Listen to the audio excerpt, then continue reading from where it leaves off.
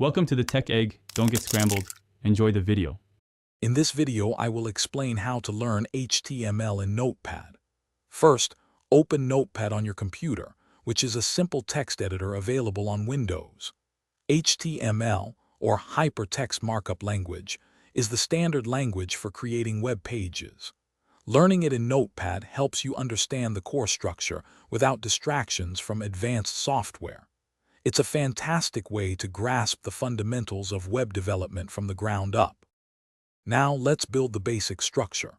Start your file with doctype HTML, then add the HTML tags.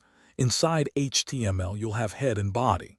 The head section includes information like the page title, using the title tag which appears in the browser tab. The body is where all your visible content goes. Remember to save your file with a HTML extension, for example, my first page, HTML.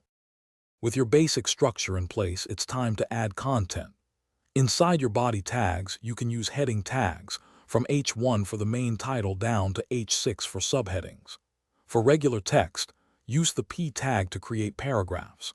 To link to other pages or websites, use the tag, specifying the destination with the href attribute. You can also add images using the im tag, which needs a src attribute for the image path. Once you've written your HTML, simply navigate to your saved HTML file and open it with your preferred web browser. This will display your web page just as it would appear online. If something doesn't look right, use your browser's developer tools, often accessed by right-clicking and selecting Inspect, to examine your code and find errors. And speaking of making things easy, check the description for a link to those fantastic leak-proof meal prep containers, plus other great deals. Keep practicing with different tags and attributes to expand your HTML knowledge.